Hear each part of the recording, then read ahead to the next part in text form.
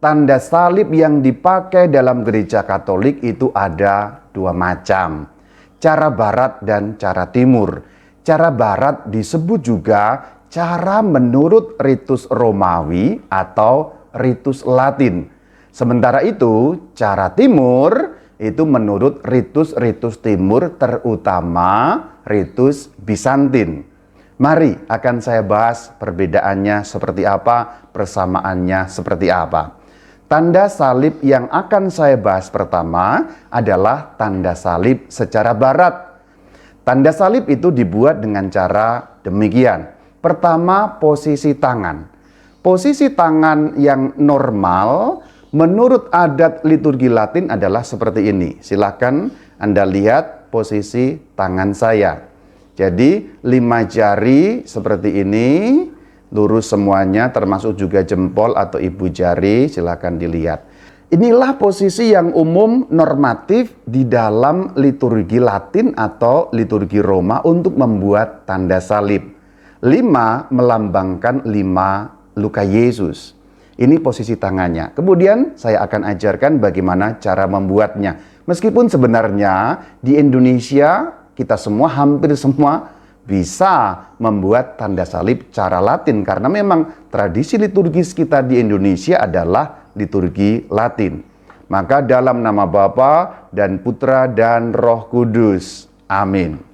Itulah cara Latin yang asli, cara Latin yang murni. Mungkin akan ada beberapa variasi, tapi yang saya ajarkan di sini adalah cara Latin yang murni, yang menurut liturgi Latin memang seperti itulah. Dahi, dada, kemudian kedua bahu. Bahu yang disentuh yang mana dulu? Bahu yang sebelah kiri. Kemudian baru bergerak menuju kepada bahu kanan.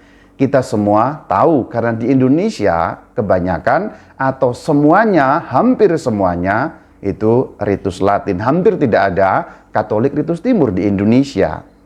Itu cara Latin, cara Romawi, sebut saja cara pertama.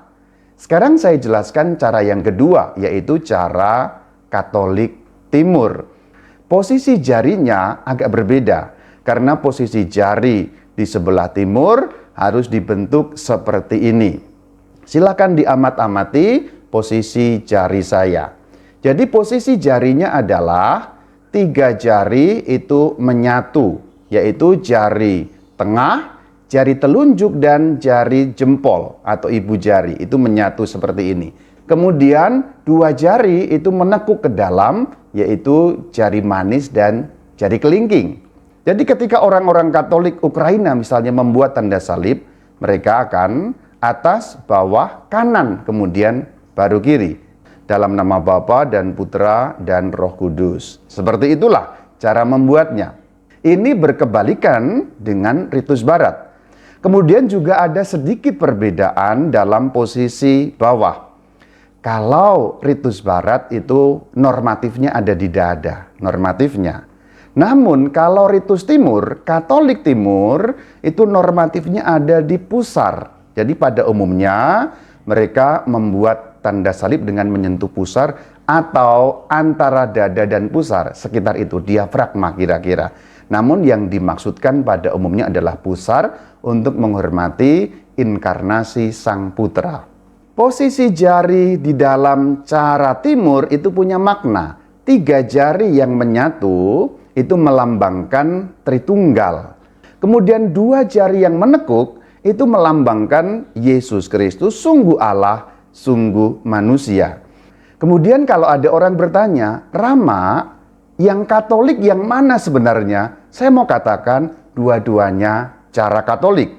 Hanya yang pertama cara Barat, Katolik Latin, Katolik Roma.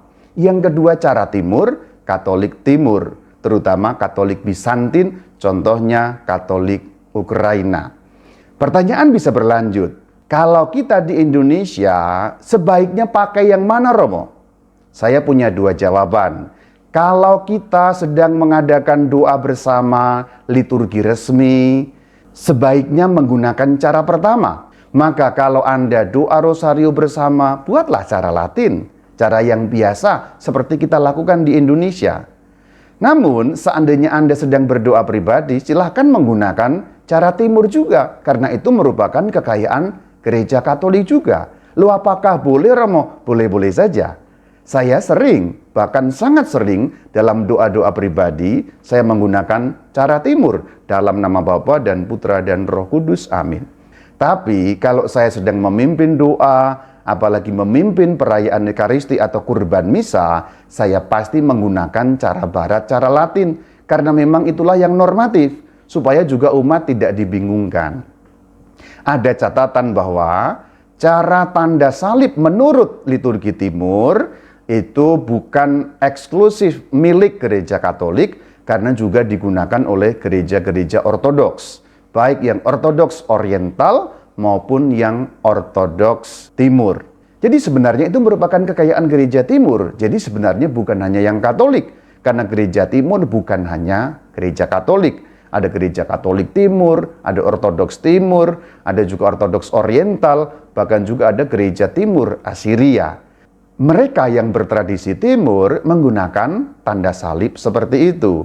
Namun itu juga milik gereja Katolik, karena gereja Katolik ada yang menggunakan ritus timur. Jika ada orang yang mengajarkan selain cara ini, apakah salah, Romo? Persoalannya bukan salah atau benar. Yang saya ajarkan di sini merupakan yang normatif. Ada yang mencampur adukan kedua tradisi.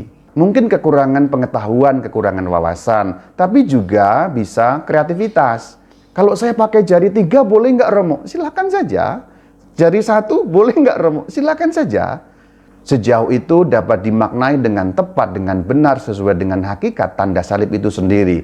Tapi menurut saya, saran saya, ikutilah yang cara Barat begini, cara Timur begini, tanpa dicampur adukan, karena justru itu dengan demikian kita menghargai warisan liturgis gereja Katolik yang dari abad ke abad dilanjutkan dan diteruskan.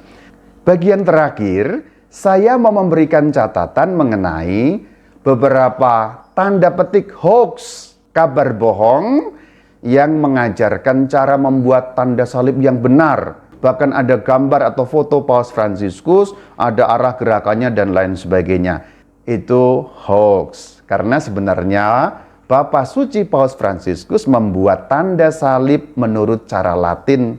Dan gerakannya pun seperti yang standar liturgi Latin. Anda boleh cek pada saat beliau mengadakan misa, lihat posisi tangannya, lihat gerakannya. Itu gerakan Latin, cara Latin yang sangat standar. Seperti yang sudah saya sampaikan di bagian awal tadi.